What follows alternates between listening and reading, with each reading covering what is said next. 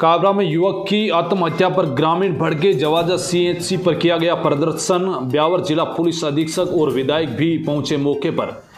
ग्राम काबरा निवासी यशपाल सिंह पुत्र सर्वगास भगवान सिंह ने शुक्रवार को दोपहर करीब 2 बजे अपनी जीवन लीला समाप्त कर ली थी।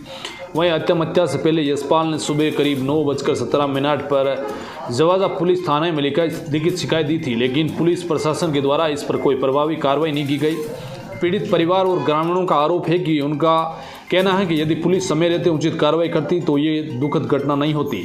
वहीं ग्रामीणों ने कहा है कि जवाजा थाने के अधिकारी शिकायत लेकर आने वाले नागरिकों को और जनप्रतिनिधियों के साथ दुर्व्यवहार करते हैं और भ्रष्टाचार में लिप्त है। वहीं पीड़ित परिवार ने न्याय की मांग करते हुए कहा है कि दोषी पुलिस कर्मियों को तुरंत हटाकर न्यायप्रिय अधिकारियों की तैनाती की जाए। वहीं इस घटना के विरोध में काबरा के ग्रामीण जवाजा सीएचसी मोर्चे के बाहर सैकड़ों की संख्या में इकट्ठा हुए और जोरदार प्रदर्शन भी किया।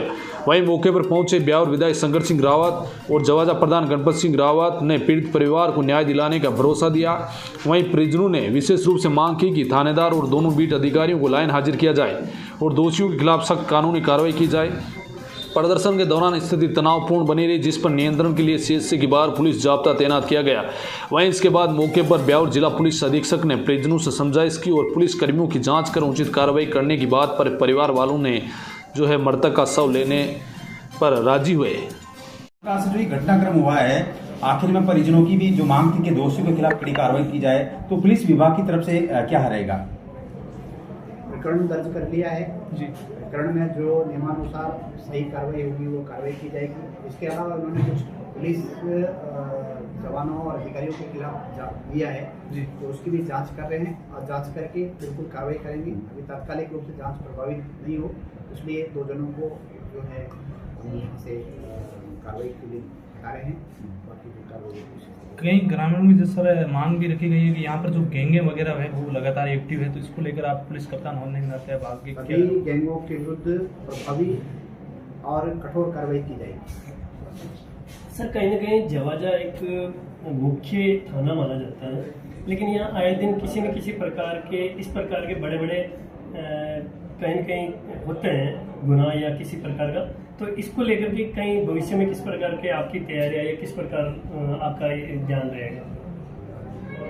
अपराध कोई भी हो, सबसे पहले तो पुलिस का ही रहता है कि हम निवारक कार्रवाई पर ज़्यादा ध्यान दें।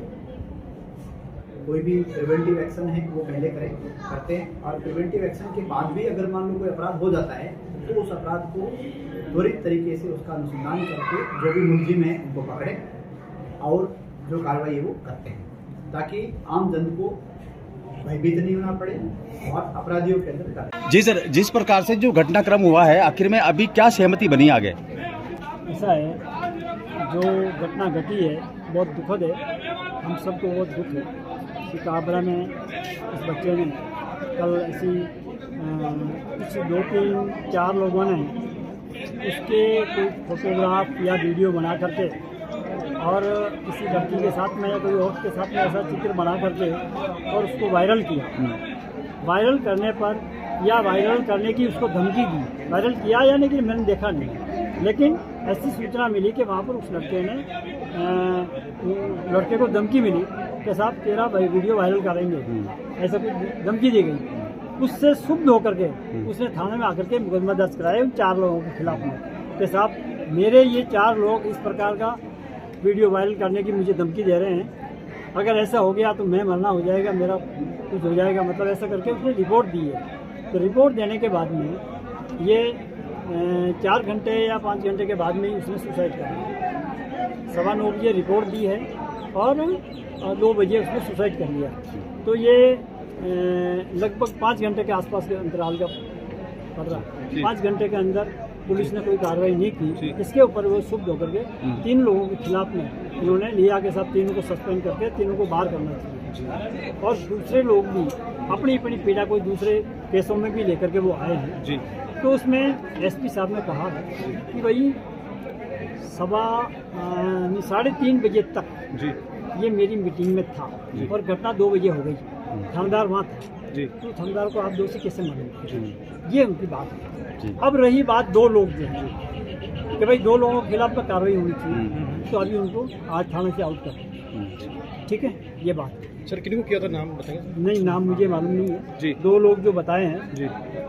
उनमें से 2 लोग थानेदार के अलावा 2 लोग जो हैं वो दोनों लोग यहाँ से अभी जाए। लगातार ग्रामीणों की सर ये मांग है कि उनके द्वारा जो है पीड़ित कई लोग जाते हैं, उनके साथ न्याय नहीं होता, तो उनकी भी क्या आप एक विधायक के तौर पर क्या आगे के लिए थाने की थाना की अलग अलग बात हो सकती है जी। पूरे राजस्थान में अलग अलग घटनाक्रम कहाँ पर क्या घटना घटती है वो मानते हैं कि पीड़ित भी होते हैं। आपकी बात सही है, कई थानेदार ऐसे भी होते हैं जो काम बात सुनते नहीं है, काम नहीं करते हैं, लेकिन कुछ काम करने वाले भी होते हैं, कुछ नहीं करने वाले भी होते हैं। अलग अलग जगहों के अलग अलग केसों में अलग अलग मामला। सर कहीं ना कहीं दोनों तरफ से यानी कि पुलिस प्रशासन और ग्रामीणों को लेकर के मैंने अभी एसपी साहब के सामने सबसे बड़ी बात मुद्दे की ये बताई कि सबसे बड़ी बात इस एरिया के अंदर ये जो गैंगे पनप रही है जी जी और गैंगों को मिटाने वाले थानेदार चाहिए हमारे पास। जी गैंगों को पनाह देने वाला जी नहीं चाहिए, जी। ये मैंने बताया।